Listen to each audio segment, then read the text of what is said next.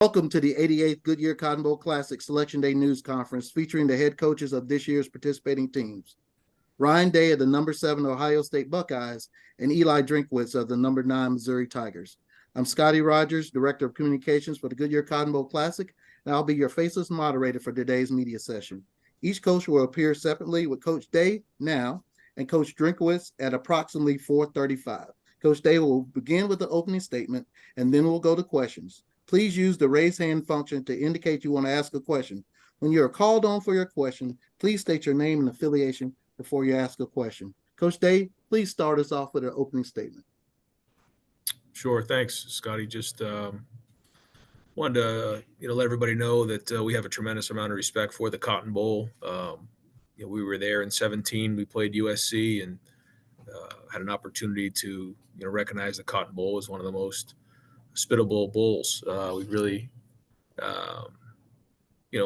kind of a gold standard on hospitality. The way that they set up the events during the week, the way that our families were treated. The city of Dallas was great, and certainly the venue, AT&T Stadium, was tremendous. So we're certainly looking forward to returning to the Cotton Bowl. Great opponent, Missouri. Coach Drinkwitz does a great job. Always had a tremendous amount of respect for him. Looking forward to competing against them this week. And our guys will be excited to finish the season off on the right note and have a great week down in Dallas. Our first question is going to come from Nathan Baird. Nathan, go ahead with your question. Hey, Ryan. Quick glance at Missouri. You can obviously see what they've done this year in the passing game, with a lot of uncertainty still ahead for you as far as who's actually going to still be a part of your defense, I suppose, just because of opt-outs and things going into that game. Just what do you think of that challenge and what it's maybe going to tell you about younger players, this next wave that you have coming out of that game? Yeah, anytime you get to a point like this into the season, you're playing against an opponent who has the type of record and resume that Missouri has, you got to get challenged. And so a great opportunity for our defense to go against a very good opponent. Like you said, there may be opportunity for guys to step in, not unique to the season. But yeah, it'll be a really good week or a good month of preparation and practice for some of our younger guys to get out there, but also, possibly get in the game. And, we've seen that in the past, certainly did in the Rose Bowl, where some of the younger guys were able to get into the game, and then that propelled them into the off season and into the winter program. Coach, your next question is going to come from Bill Rabinowitz. Bill, go ahead. Hi, Ryan. The offensive line was obviously a question going into the season. It made some progress. Were you overall content with the progress that it made this season, and how much does that unit need to still improve? Well, I think coming out of the last game, there were some things that we thought we could have done better. There were some good things. It was a really good drive in there where I thought we ran the ball well and efficiently right down the field. But there was a couple breakdowns in protection in the last drive that cost us. I think when you look at the progress from where it was early in the season to where it ended up, there was definitely progress made.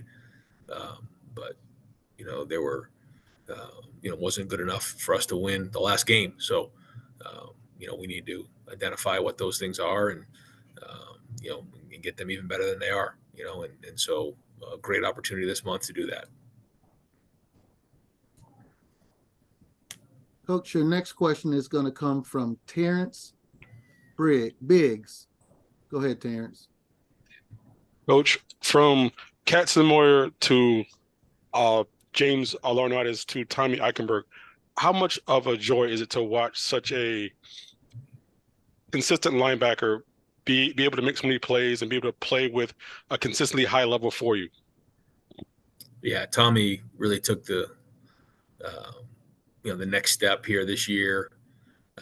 Really helped himself, I think, coming back for his senior year.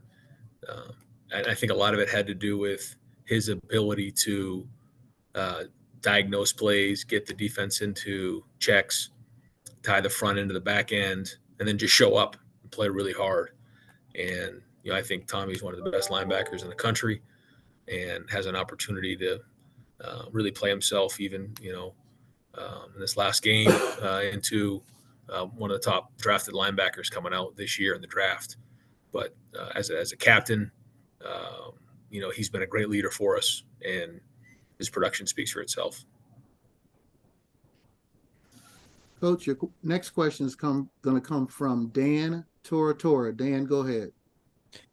Coach, obviously the College Football Playoff Committee has a difficult task every single season in deciding who the right fit is. We know it's expanding for the future. Just what you can say about the Cotton Bowl Classic and the importance of this game, as well as maybe your hopes for how the future of the playoff is handled.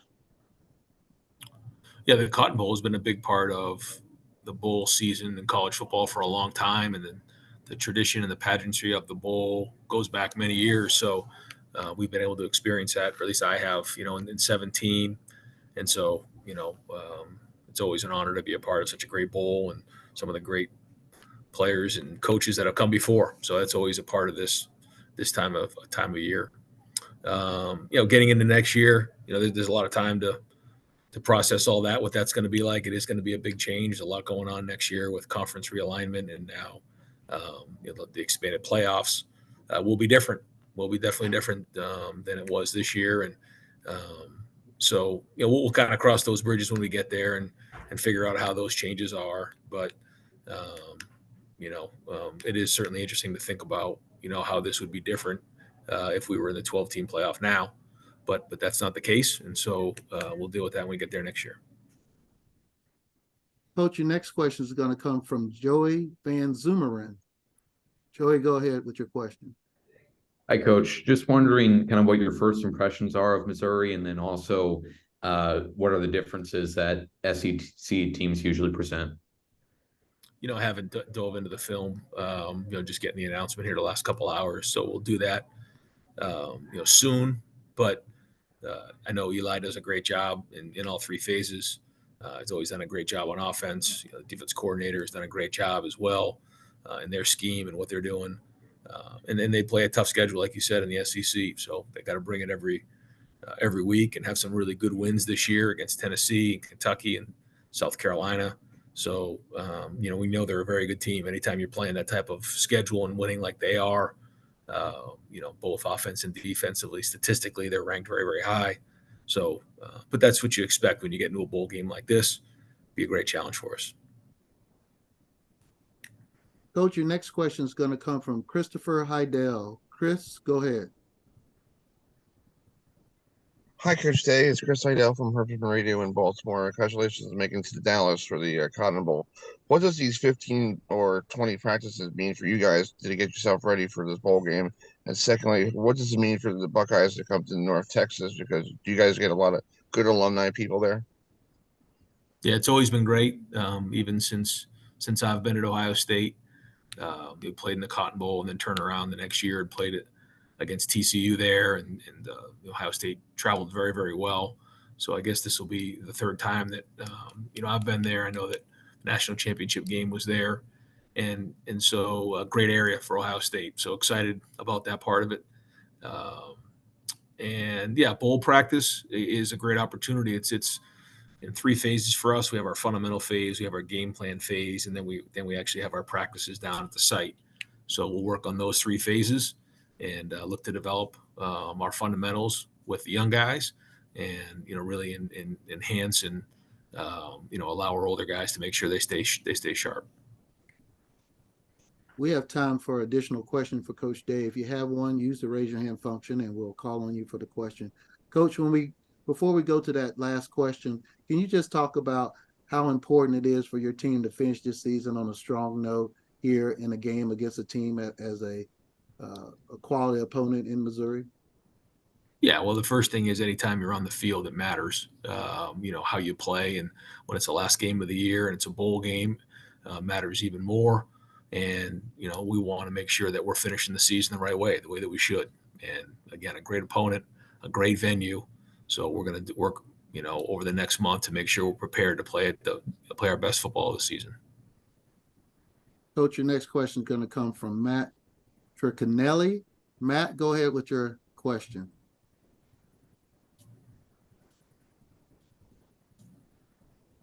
Yes, Coach. So go ahead and just talk about your preparation for this upcoming bowl game. And I know that you haven't had time to look at the team or anything yet, but just talk about just some basic things. Yeah. So, anytime you're getting ready for a bowl, like I said, there's finals and different things that come into play. Coaches are on the road recruiting. So there's a little bit of a balance in the time, but our guys give an opportunity to get a little bit of rest here. And then we jump right into it coming up where we're working on our fundamentals. And that's, good on good, getting young guys a bunch of work, not really into the game plan, get some practices under our belt there. And then the next phase there is the game plan phase. And then we start practicing down at the site. So we really, like I said before, break it up into 3 different sections and, allow our guys to compete, but also start to get the game plan in as we get closer to traveling. Coach, your next question is going to come from Matt Guzman. Give me 1 second here, and I will get him unmuted. Hey, Coach. Obviously, a couple of games this season that you've had to deal with, missing a few key players on the offensive end. And so, obviously with it being a bowl game, are you expecting some players to maybe sit out this one? And if so, what is the mindset there to kind of play a good game of football, even if you're going to miss some guys? No, expecting everybody to play. And we've had to play depth this year. And, that's a great opportunity for guys, to step up. And that's what this bowl practice is going to be about, is trying to get young guys a bunch of reps. And they got to utilize every rep that we possibly give them. But no, I think our guys will be ready to roll here when I guess it's the 29th. So we'll be ready to roll at that point.